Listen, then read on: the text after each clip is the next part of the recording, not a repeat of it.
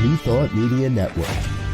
We are a global broadcast network of positive music, media, and entertainment, inspiring humanity's evolution along the journey of enlightenment and creating a world of love, peace, empowerment, and prosperity for all.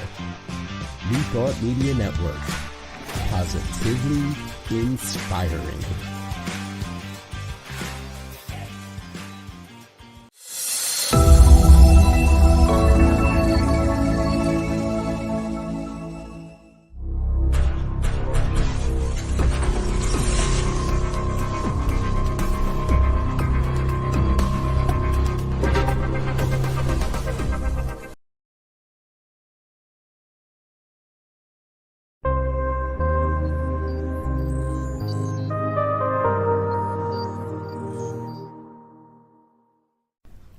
New Thought Media Network. We are a global broadcast network of positive music, media, and entertainment, inspiring humanity's evolution along the journey of enlightenment and creating a world of love, peace, empowerment, and prosperity for all. New Thought Media Network. Positively inspiring.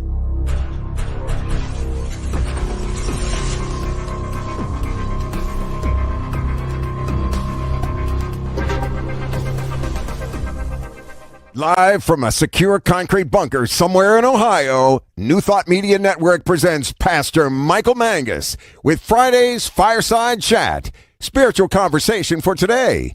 Here he is from the secret radio room, surrounded by thousands of watts, Pastor Michael Mangus.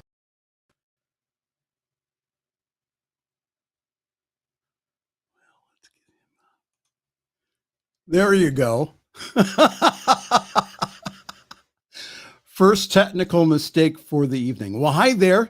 Good evening and welcome. It is a Friday evening fireside chat here on your New Thought Media Network. I am the Reverend Michael Mangus. I am broadcasting this evening from the Charles Fillmore secret radio room, surrounded by thousands of watts, in an extremely secure concrete bunker that is so secure and top secret. Only one person knows where the top secret bunker is located. Now, I may tell Tim or my radio group, I may tell him too, but he has to go through a background check. So he doesn't tell my boss, the Reverend Dr. Robert Brzezinski, on where the top secret bunker is located, because I do not want him to know at all. Well, hi there. Good evening. How are you?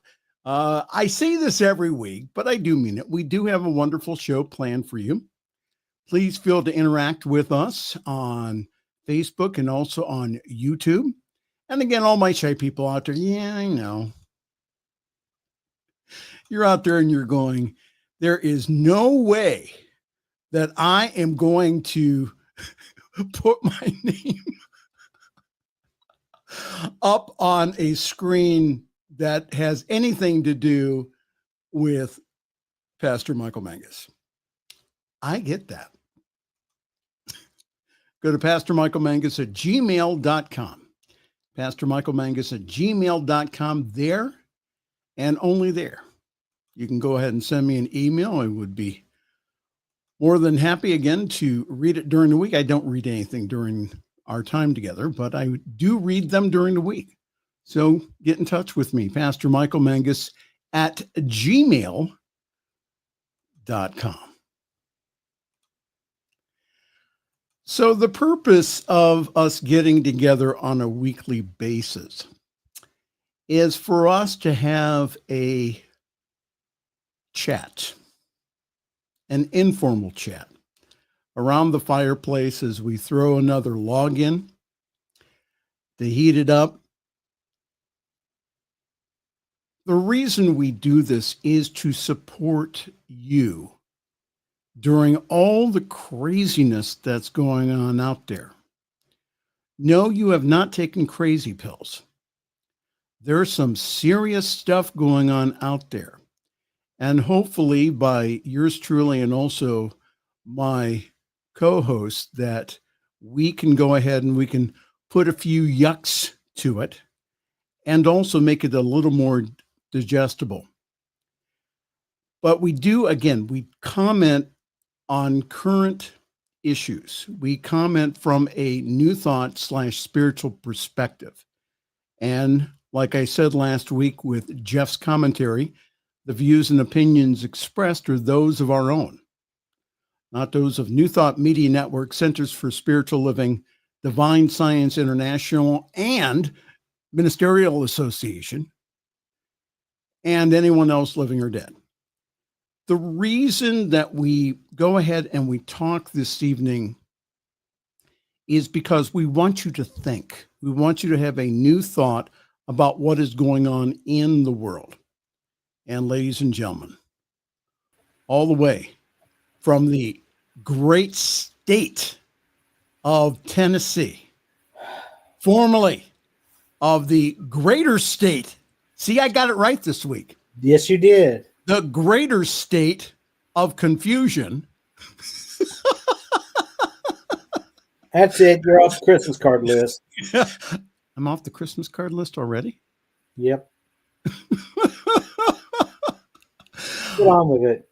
Get on with it. Here he is, Reverend Jeff Radcliff. Oh, my God. So you play this liner that says, and now here's Michael Mangus, and there's dead air, and there's nothing going on, and I'm sitting here thinking, oh, Lord, I'm going to need something stronger than a glass of Merlot.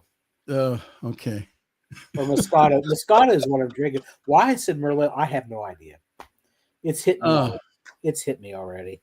Okay. Well, here, you know what I'm going to do? I'm just going to play you the jingle. Reverend Jeff Radcliff. See, that makes you happy. Yeah, that makes me happy. Yeah. All right. All right. We didn't have to stop it like that. Well, you know, you always chew me out that we go long on the show. I don't chew. You are worse than Reverend Dr. Robert Brzezinski. Seriously? Yes. Oh my God, I'm big time. Timing and dead air and all that stuff because you are OG. You are original gangster. I came up in radio when dead air was anathema. You remember what the word anathema means, right? For those who don't mean, you are accursed. If you had dead air on longer than 2 seconds, you might as well just know that the boss is going to call your butt into the office and chew you out because you needed to be paying attention to what you were doing. That's right. And ladies and gentlemen, we're not here for the fireside chat. No, we're here for me. That's right. Just you. But once again, this week, we have the award-winning, extremely popular segment of our show, which is, if I can get the media asset up here. Now here's Reverend Jeff Radcliff with the story of the week. Oh, I love the echo. Oh my God, the echo. The echo is great. So Legal, like always, reviews your stories. Yeah, I know. And this week, their comment was that your story was very eye-opening. Yeah, okay. Now, even though Legal didn't think that you needed any F-bombs for this story. Yeah, probably because we've had another interesting week in the news. Legal has authorized up to 5 F-bombs to be used by you. What now? During the entire show? During the entire show, to be used at your discretion. Okay. Yes, because the Lord, child, the news that we've had this week, I'm going to be pushing the limit. All right, so I'm going to be passive aggressive here, okay? All by the way, Legal is glad that New Thought Media Network doesn't hold any FCC licenses. Seriously? I know, right? I'd have had us off the air the first week. Now, I have not told legal yet Uh-oh. about my plans for worldwide shortwave and media domination. Okay. They don't know anything about that yet Well, because I have not given legal my 1,000-page plan. just don't mention Charlie Kirk in it or we'll be canceled at the drop of a fucking hat. Oop, there's one. And my friend Tim told me that my membership in the local media brunch group is still valid Well, that's good. for now. It may be revoked in the near future, but it is valid right now. You Well, are here so she- white bread. It is not going to be on because of you that you get revoked. It's going to be because of me. So you need to bow down to the master, and I'll be sure to be good to you. Okay, well, Tim is checking in this evening. So again, Tim said that my membership in the local media brunch club is still valid again Good. for now. So my F-bombs have no repercussions on you for there. Right. That's good. That's good. All right. Okay, so let's do this thing. Once again, let's take that deep breath in. Inhale. And exhale, releasing, relaxing, and just letting go. And ladies and gentlemen, it is once again time for the news. Put your banner down. Oh, you mean banner down? Yep. There you go. Okay, hot mess. I'm fine. And now, ladies and gentlemen, read by 5-time winner of the Buckeye News Talk Award. Here he is. Les Harvey Nessman.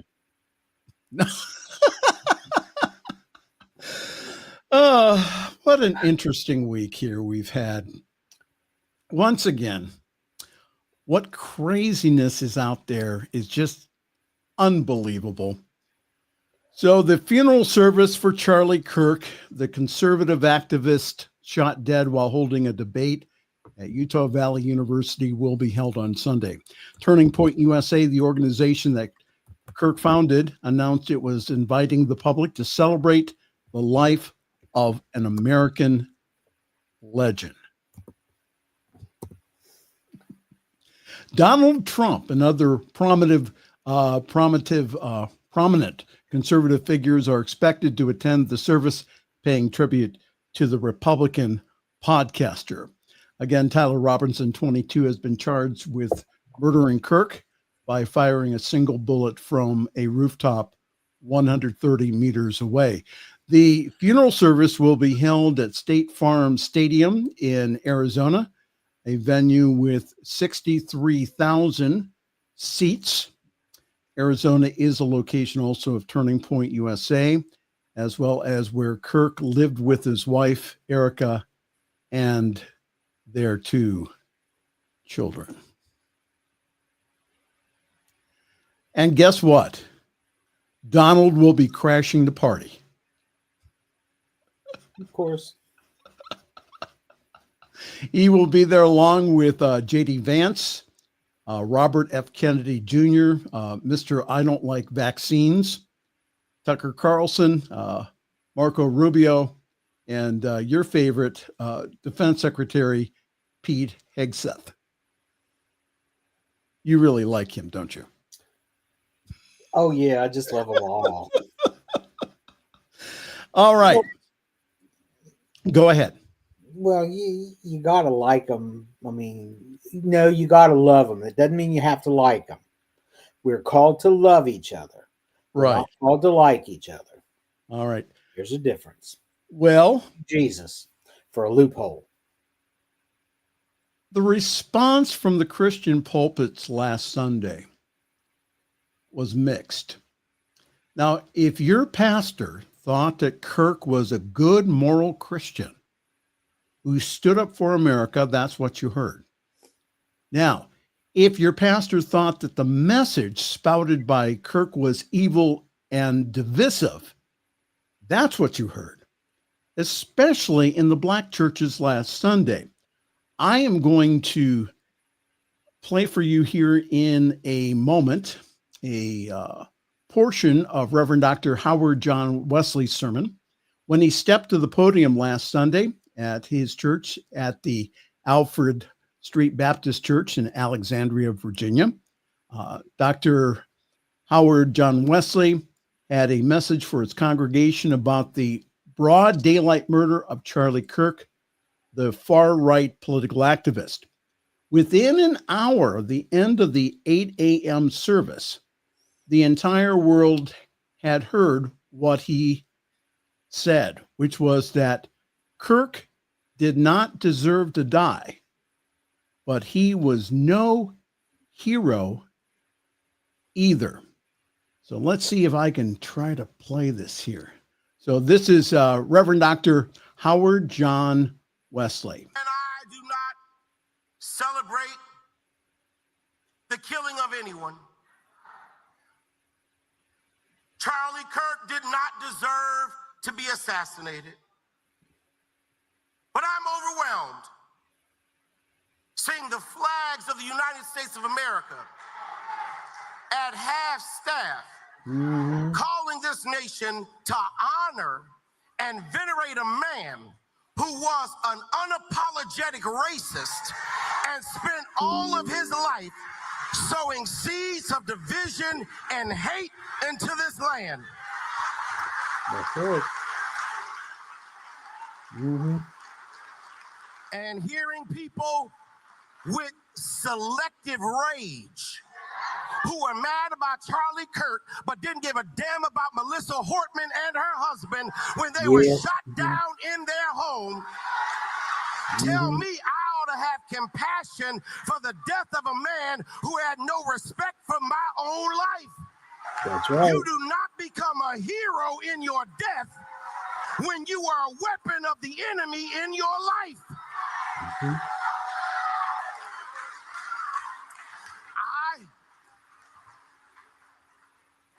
I can abhor the violence that took your life, but I don't have to celebrate how you chose to live. That's right. How about that preaching? Huh? Yeah, I was about ready to grab my tambourine.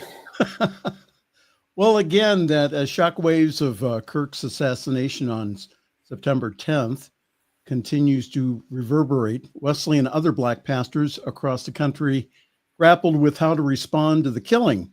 Kirk, whose combative racially rhetoric made him a darling of the right and also a Trump administration insider, as well as a lightning rod for critics. So queer community's not real thrilled with him either. What now? I said the queer community is not real thrilled with him either. He was the one that was calling for us to be executed. He wasn't even going to give us grace. He's going to throw us into the ovens, just like this was Nazi Germany, 1938, 1939.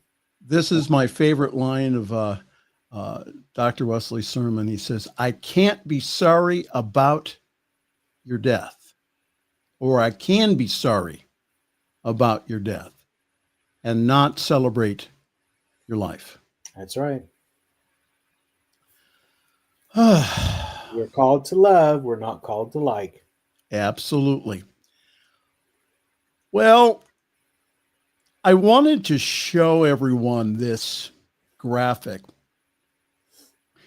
because that a lot of the news this week, especially from the Trump administration, has been individuals who are calling for a crackdown of these radical left-wing groups. But the right-wing extremists are responsible for more political violence. Take a look at that. See, the left, again, 65 compared to 391. And that's since I think 23 or 22. So for the past 3 years, the left or people who have espoused left-wing beliefs, again, 65 individuals. But the right, 391. Again, the reason I put that up is because, again, your right-wing friends are believing the big lies from the White House and also from Fox News. Don't let them get away with it. We're still not sure why the young man went ahead and did what he did. It may have been because he was protective of his lover/relationship. We don't know. All we know is that he reached a point where he says enough is enough. And he went ahead and he took Charlie Kirk's life. Your comments, Reverend Jeff. It's interesting that he was brought up in a MAGA household and didn't follow the party line. He didn't swallow it, hook, line, and sinker. He came up with ideas and opinions of his own. Unfortunately, he acted on some misguided opinions of his own. Charlie Kirk, I keep seeing people talking about freedom of speech. Right. And how, like when it comes to the comedians and whatnot that have a target on their back from the White House. Oh, that's the next story, but go ahead. They keep talking about freedom of speech. And other people saying, oh, well, freedom of speech doesn't mean that you get off scot-free. It means that you have to, you can say what you want to say, but you have consequences to your words. Okay, consequences to our words. Well, Charlie Kirk spouted a bunch of radical, right-wing, hate-filled bullshit. Yep. And did he deserve to die because of it? No. He had freedom of speech. However, you have to admit freedom of speech comes with consequences. The government can't censor you, but your employer can, your family can, and apparently so can Mr. Robinson. He might not have done it the right way, but dude should not have shot him. I'm sorry. He should not have done that. I can't condone that. I will never condone that. And I'm former military. I was injured in the service of my country. I'm a disabled American veteran, service connected. I took an oath to uphold the Constitution of the United States of America. Not to the president, not to fucking Donald Trump. There's number 2. Not to Donald Trump, to the Constitution. And the Constitution gives us the right to free speech. I may not like what you say. This is Voltaire talking all over again. I may not like what you say, but I will defend to the death your right to say it. That's the oath I took. And that oath did not have an expiration date. And I served 45 years ago. Okay? Mm-hmm. I served during the Reagan administration, during the Cold War. We have a few comments here. Jeff, if you ever get up to Akron, would love to meet you, maybe feature you at a radio brunch. Oh my goodness. See now, get your ass off your pedestal. Boy, I'll tell you, now I'll get thrown out. We have some right wingers who attend our radio brunch occasionally. We talk about politics. What now? They're going to love me. Uh-oh. We also have this evening. Hello there, Pamela. It says, good evening, Reverend Michael and Reverend Jeff. Love your uplifting laughter during these crazy days of late. No one should die the way Charlie Kirk died last week. Charlie Kirk did not deserve the pedestal, though, that he has been put on after his death. Thank you, Absolutely. Pamela. He Thank does you. not deserve sainthood here. And again, you and I and other people, we can say that and still be just grieving over the man's death. The man did not deserve to die, no matter what he said. I mean, and it was very hateful, a lot of the things that came out of his mouth. However, that we still grieve for his family. We still grieve for his 2 kids. We still grieve for the family that loved this man. And that we highly disagree with his politics. Now, I got a good story about politics if we get to it. But here all I know is that flags flown at half staff for him, undeserved. Riding his dead ass on, let me rephrase that. Boy, you're really going to get me in problems this week, aren't you? It's the Messiah. Flying him back to Arizona on Air Force 2, not deserved. Presidential Medal of fucking Freedom, there's number 3. Okay. Undeserved. All right. The next thing you know, they're going to be I don't know whether I used this joke last week or not. I know I posted it online that the next thing you know, they're going to be petitioning Pope Leo to nominate him for canonization for sainthood. I don't get it. I don't either. And that individuals have been equating him to the 13th apostle and also equating him. Oh God. Jesus Christ. Didn't Jesus and Charlie, they died around the same age? Oh, please. No, I can't make this stuff up. Oh, that's so I can't. stupid. I mean, it's out there in the media. Well, Judas betrayed Jesus in the Garden of Gethsemane. Yes. Every time Charlie Kirk set foot on a stage with that organization of his, he betrayed Jesus the Christ. So 13th apostle, he kind of sort of tracks. Yeah, because Judas has been carrying this load alone for 2,000 years. He needed a conspirator. Oh, you think he needed a little help then, right? Yeah, basically. Okay. Well, how about equating him to Christ? No. That would go over just like when they put Donald Trump up on that same pedestal, trying to equate him, and him standing out there saying, "I am the chosen one."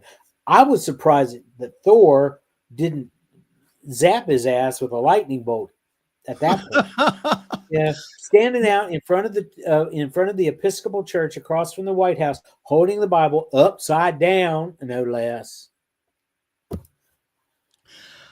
He is not the second coming, and neither is Charlie Kirk. But wait, there's more. I don't know if I can stand this. Late night hosts Jon Stewart and Stephen Colbert defended Jimmy Kimmel and free speech.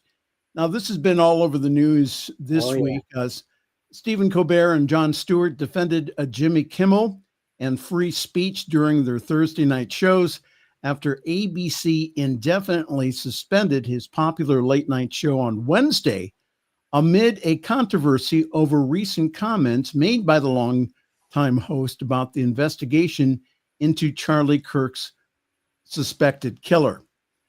Colbert told his audience, "Jimmy, I stand with you and your staff 1,000%. Kimmel has not yet commented on the suspension. That's what it looks like.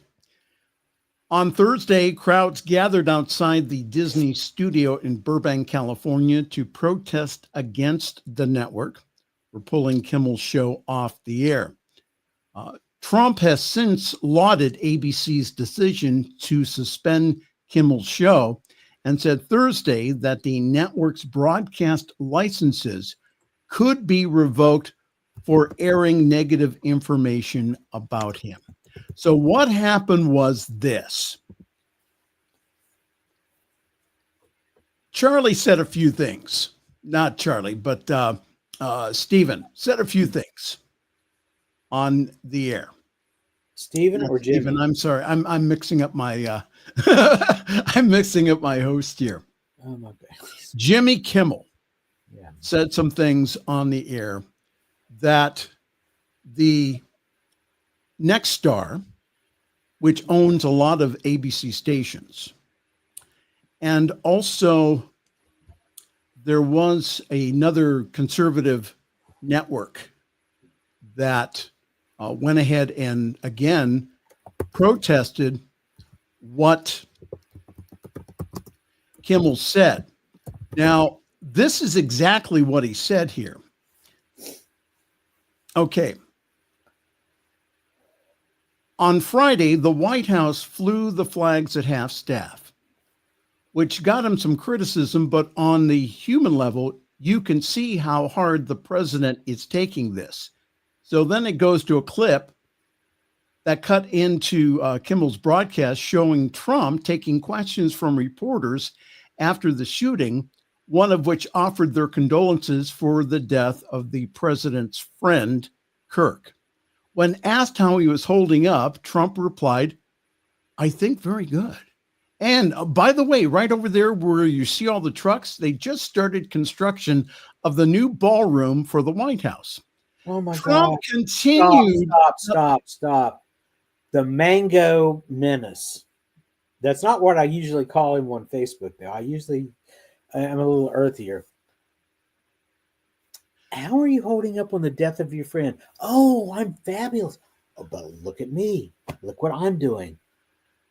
Narcissism on frickin' parade. Okay. I can't deal with it. Wait, there's more. No, there can't be any more. Yes, there is. Trump continued discussing the ballroom plan, saying the result would be a beauty. The camera then cut back to Kimmel, who said, yes, he's at the fourth stage of grief, construction. That's a great line. Said, no, that was pretty funny, okay? That was. That's a good line. Demolition, construction, Kimmel added. This is not how an adult grieves the murder of someone he called a friend. This is how a 4-year-old mourns a goldfish, okay? The host then claimed Trump's seemingly nonchalant comments didn't just happen once, showing the president on a September 12th appearance on Fox and Friends, where he recalled what he was doing when he got the news of Kirk's death. Well, when I heard it, I was in the midst of, building a great, for 150 years, they wanted a ballroom at the White House, right? Well, they don't have a ballroom. They've used tents on the lawn for the Chinese president when he comes over. If it rains, it's a wipeout. Trump recalls that he was with the architects planning the incredible design for the ballroom when someone entered and told him Charlie Kirk is dead. The president said he expressed shock over the news. And then Kimmel said, and then we'll be installing the most beautiful chandelier. Sconces you would not believe. Kimmel also said, he says, there's something wrong with him. There really is. Who thinks like that? Why are we building a $200 million ballroom at the White House? Is it possible that he's doing it intentionally so that we can be mad about that instead of the Epstein list? By the time he's out of office, the White House will have slot machines and a water slide. Your comments, Reverend Jeff. I'm not going to say anything about the stripper pole in the East Room, but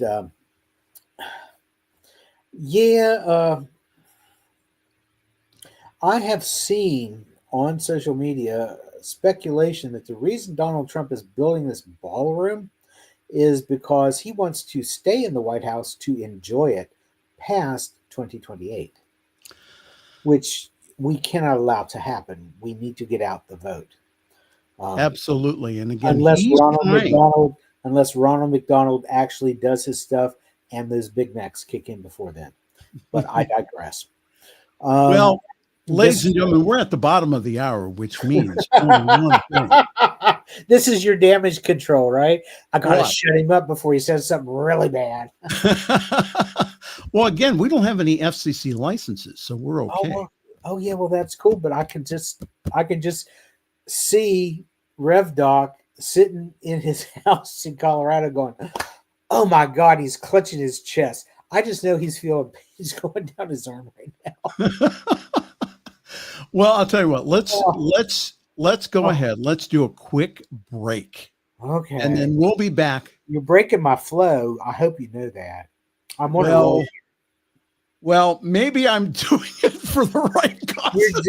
You're doing, yeah, I know. It's just remember now, I'm still up for ordination next summer. Everything I say has nothing whatsoever to do with you. You're fine. Maybe. Well, Reverend Mangus, why did you let Reverend Radcliff say that? Have you ever tried to rein in Reverend Radcliff? It's not possible. Have you ever? No. Have you met him? Do you know him? He's a wild one. Yes, he is. It's like herding cats. Like I said a few weeks ago, I am so surprised that Divine Science Federation International and Divine Science Ministers Association haven't defrocked me and kicked me the hell out. Wow.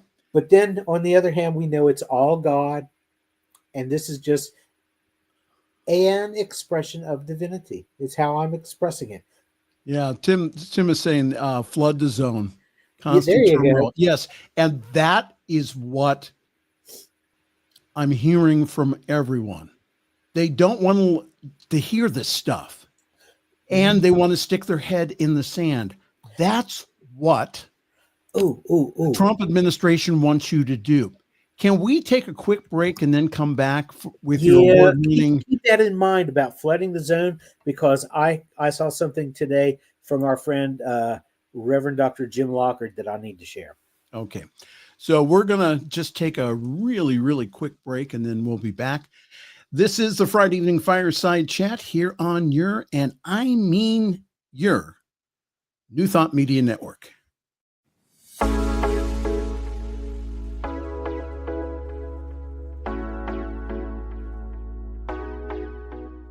What if the person you think you are is just a fraction of who you truly are? What if years of conditioning and surviving in a challenging world have left you clinging to strategies and beliefs that mask your truest nature?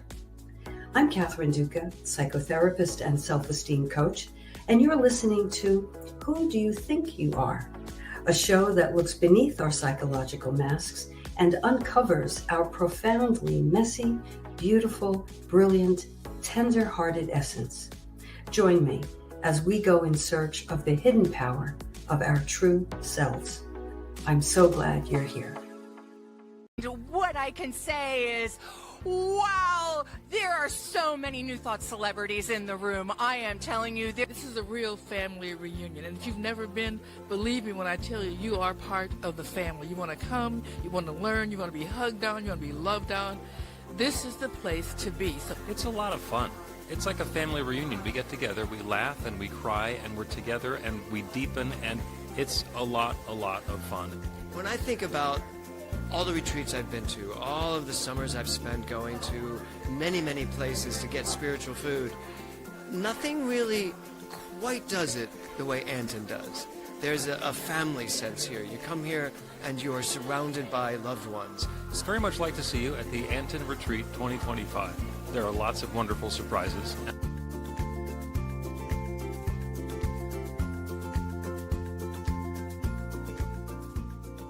The views and opinions expressed by Pastor Michael Mangus are generally right. However, they are his own and do not reflect the views and opinions of New Thought Media Network, Centers for Spiritual Living, or any other person living or dead. As they say in the 12-Step Recovery Program, take what you like and leave the rest. Here again is Pastor Michael. What? I'm so surprised Rev Doc hasn't ordered one of those for me. What? A disclaimer. Disclaimer? Yeah. Ladies and gentlemen, it is time. No. We got to stop for a second. Okay. We were talking about flooding the zone earlier. Flooding the zone. Yes. And, Go ahead. Paying attention to the news and whatnot. Our friend, CSL minister, Reverend Dr. Jim Lockard, earlier today posted a meme which I thought was kind of interesting, because the meme said, the other day, someone I know said to me, I don't read the newspaper anymore because it's too depressing. This is an otherwise well-informed, morally committed person, someone who, with a deep belief in values of free expression, democracy, and human rights. I thought to myself, what a perfect authoritarian subject you are. In the end, this is what they really want, withdrawal.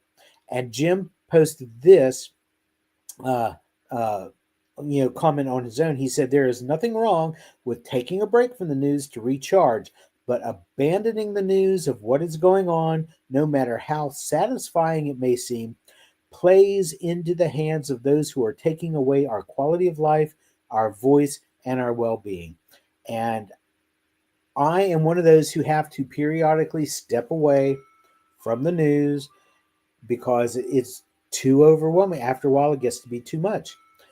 It's okay, like Reverend Jim said, to take a break, but you cannot pull back completely. We need to keep an eye on what's going on. Number one, the news headlines give us our prayer list, okay? They're our prayer requests. We need to see what's happening so that we can adequately do spiritual mind treatment, prayer treatment, affirmative prayer, however you want to call it. We need to know how to pray about this. Yes.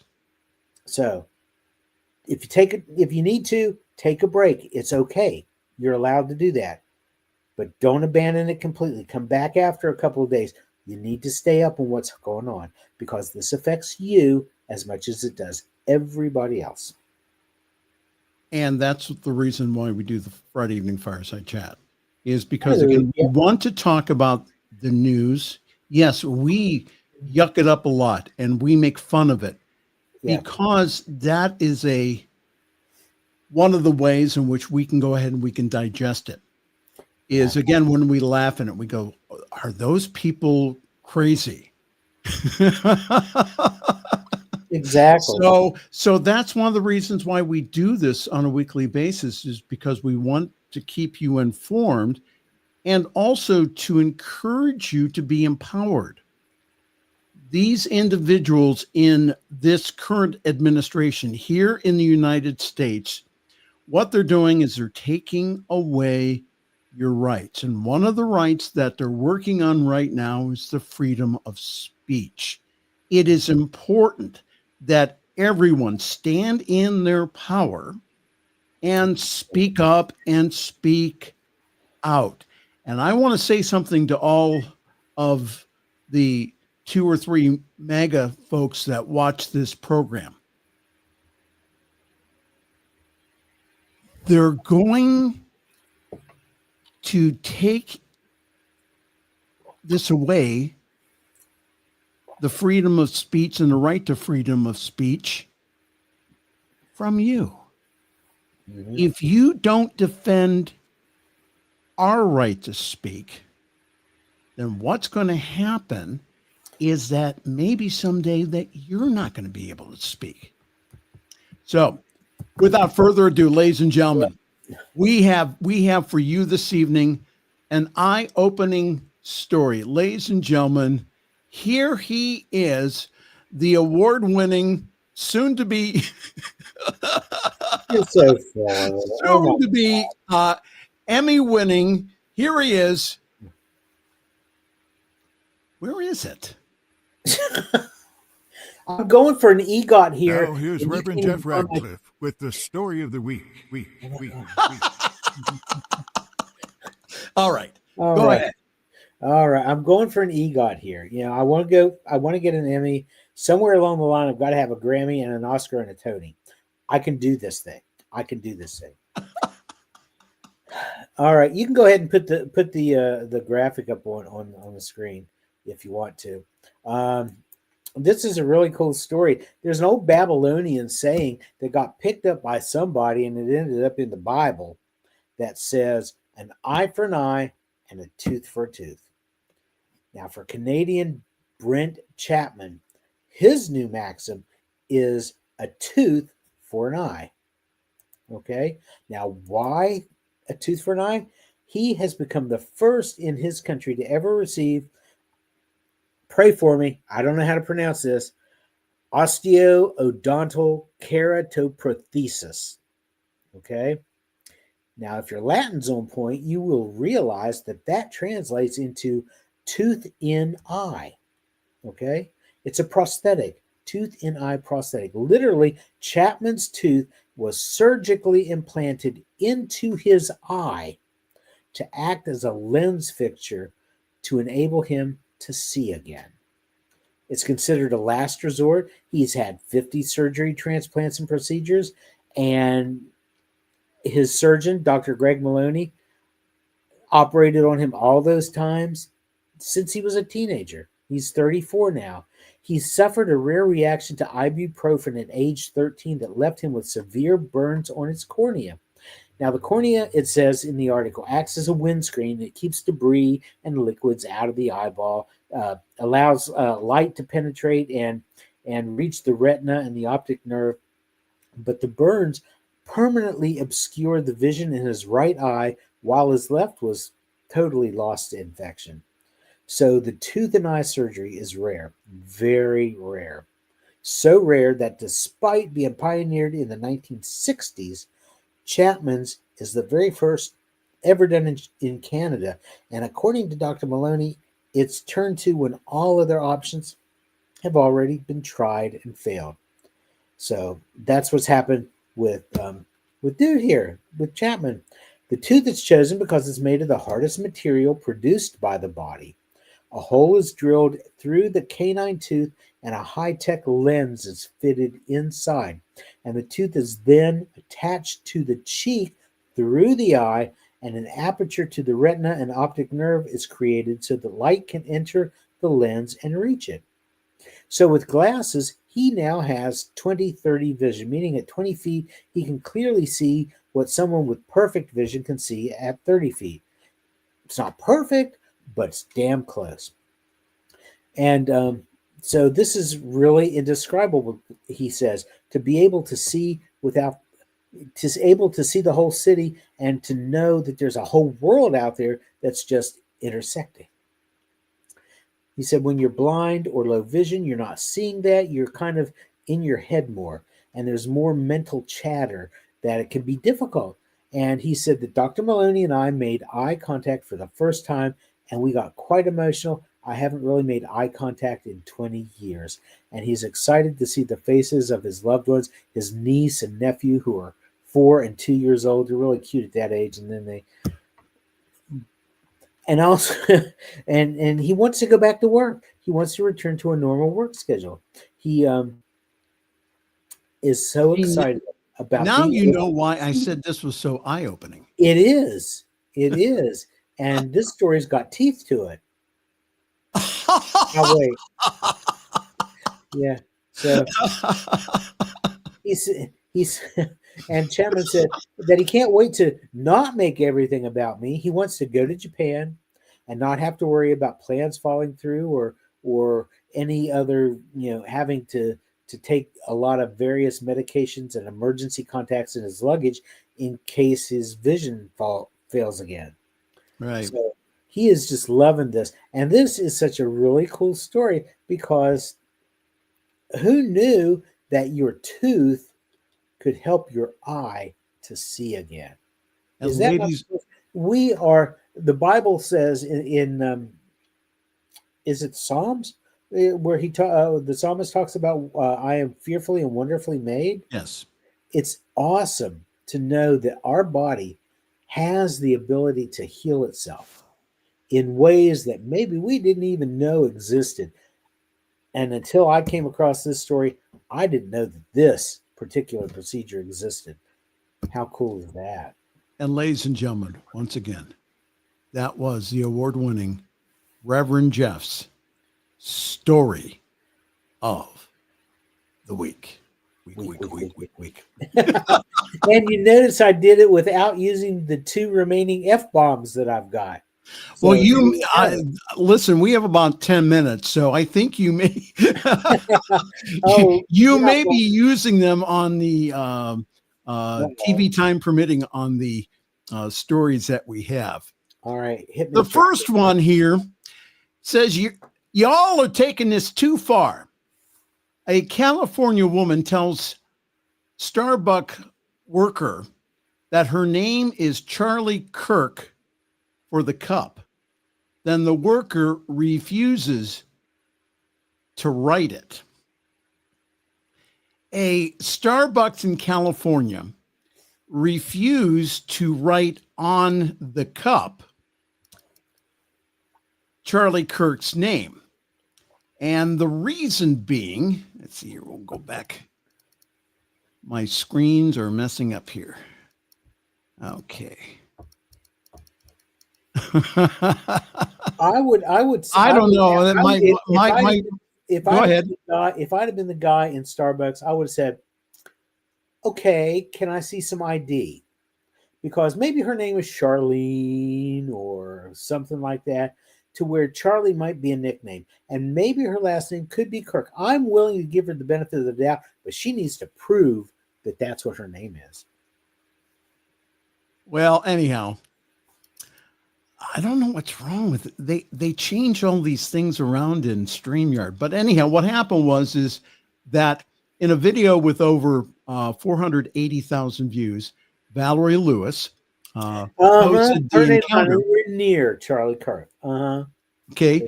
She ordered a $6.50 drink, a Grande Mint Majesty with 2 honeys when she approached the counter. When the barista asked for a name for the order, Lewis said Charlie Kirk.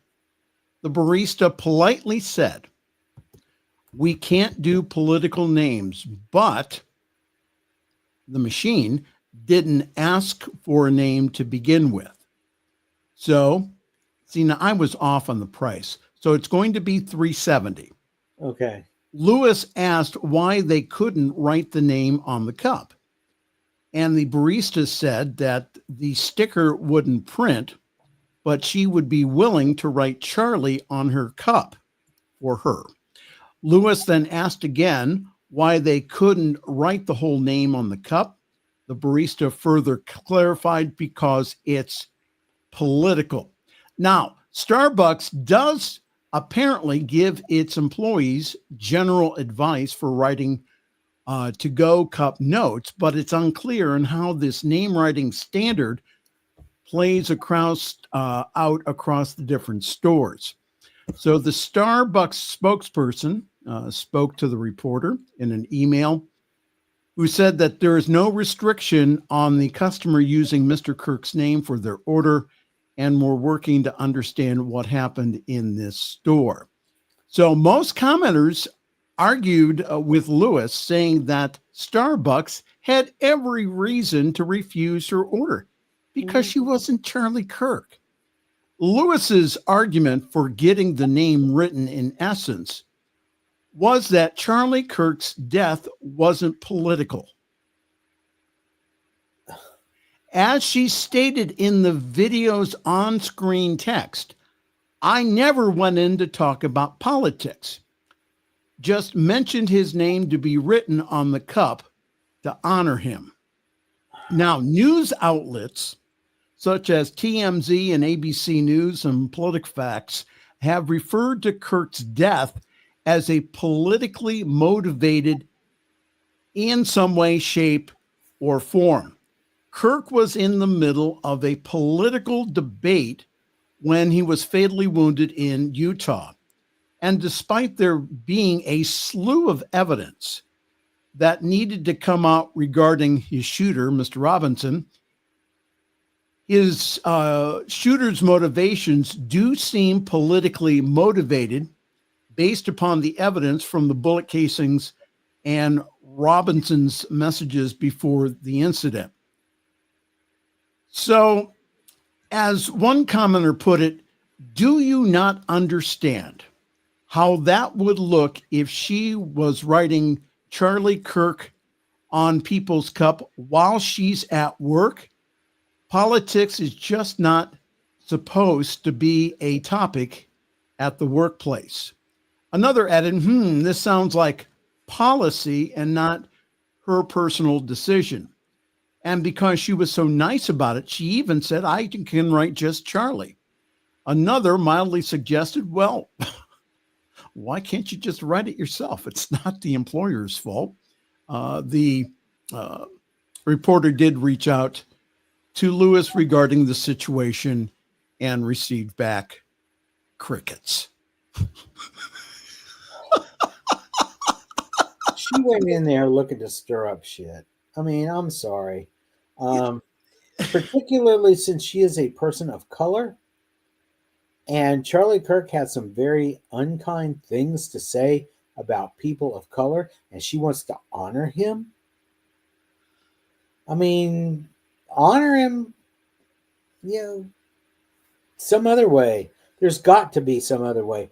I don't want to be honored with my name on some damn cup that you're going to throw away after you're done drinking your stuff. Well, no, what you wanted to do was to have the barista say Charlie Kirk. No, I'm sorry. That's exactly, again, to honor Charlie Kirk. It's not to honor Charlie Kirk. It's to, I don't know what her motivation was. It's not to honor Charlie Kirk. Again, the shooting of Charlie Kirk should have never happened. You want to honor Charlie Kirk? Send a check. What now? You want to honor Charlie Kirk? Send a check to his widow to help pay for their, care for their children. Or absolutely. Whatever. Something like that. Putting your name on a freaking Starbucks cup. People have to understand that not everyone loved this guy. No. Now, again, there's been candlelight vigils all across our country here the past 10 days. Fine. However, there is things that Charlie Kirk said on a daily basis that were hateful, that were against the teachings of Christ, of which he was supposed to be a follower of. So his name is very polarizing, especially right now. So, and you'll see on Sunday when they go ahead and they do this big performance. How much do you think that stadium is going to be less than a third full? You think so? Mm-hmm. Well, I don't know. I mean, there's not going to be people. Look, what has gone on with the tariffs? Prices are rising. People don't have as much money as they have to just throw away on stupid shit like flying to Arizona so that we can attend a funeral of a bigot. I'm telling you, if these people have that much money, then they need to start sharing their wealth. Like always, Reverend Jeff Radcliff. Always an honor. Oh yeah. Just remember, we will skewer these people. We will laugh at these people. We will make fun of these people. But in the final analysis, please know that underneath it all, we are cognizant and aware that these dumbasses are expressions of divinity, just like we are. They choose to express their inner divinity differently than we do, and that's okay. That's what makes the omnipresence of God omnipresent. That's what makes the eternality of God eternal. It's what it is. And we'll have we just recognize them for who they are, even though we're going to laugh our ass off at it. And we'll have Tim have the final word this evening. He says, I've been saying for a decade, we are in crazy land. Absolutely. It is stunning. Yes. Absolutely. And so someone who watches the Stephanie Miller show, people say, well, we're taking crazy pills. No, you're not. It's absolutely nuts out there. And Jeff and I recognize that. Mm-hmm. And that's the reason why we do this weekly broadcast, is because, again, we want you to know that you are so loved. You are so supported. That, yes, it seems crazy out there, but as Reverend Jim Lockhart said earlier, he says, you can't just stick your head in the sand. Yeah. Because that's what the higher ups in charge, that's what they want you to do. You can't get discouraged here. You must make your voice known. You must be in your power. And that, again, all of us together, we're going to get through this here. We will. And we will come out on the other side better for it and with a stronger democracy than we've got right now. Trust me on this. Thank you. Again, Jeff said, Tim said, he says, your messages are incredibly helpful to help keep our sanity. Well, I just want you to know, Tim, that Jeff and I are certified crazy. My mother had me tested, and it's true. It's true. My sister and my brother will attest to that. I even had my psychiatrist come in one time, and she said, how long have you been crazy? Honest, I can't make this up. She said, how long have you been crazy? I said, a long time. She said, I thought so. Uh-huh. Did she use the term fucking nuts or batshit crazy? No, I think those are listed in the DSM-5. But she did not use those technical terms. Hi, okay. Maria. How are you from San Jose, California? Hello there. Welcome this evening. All right. Time for us to get out of here before Rev Doc gets too upset with me. So, programming note. We will be here next week for another fun-filled throwback and, yes, exciting edition of the Fireside Chat. Unless Trump gets to us first. Well, legal department, they got our backs on that. Okay. Yeah. They had Jimmy Kimmel's back too. What do you think about that? We'll be on the 3rd of October, and then the week of the 6th through the 10th, I will be at Unity Village for the Anton conference that we played an ad for. So I'll be there helping with the technical crew there. So that week we will not have a Friday evening Fireside Chat, but the following That's because they don't trust me to do it by myself. Just saying. Just saying. I could get Raymond Anderson in here. I could get Reverend Dr. Raymond Anderson in here. We could blow your butt out of the water. Trust me on this. Do you really want to do it? No. Okay. I didn't think so. No, I'd love to have an evening. All right. Hey, we have got to get out of here. Thank you so very much for joining us this evening again. Let your hearts not be troubled. We're going to get through this. And I think, again, if we use this time to deepen our spiritual practice, our awareness of the presence of the divine, not only in us, but in the world, we make the world a better place. All right. So on behalf of myself, the Reverend Jeff Radcliff, and everybody else here at the New Thought Media Network, I am Reverend Michael Mangus. I'm going to wish you a very pleasant good night and also a great week. Thanks for joining us this evening for Friday's Fireside Chat with Pastor Michael Mangus. Join us again next week at 8 Eastern, 6 Mountain for more spiritual conversations for today. For more information and replays of past shows, please visit the New Thought Radio and Media Network's Facebook page. Until next week, may God bless you richly and abundantly.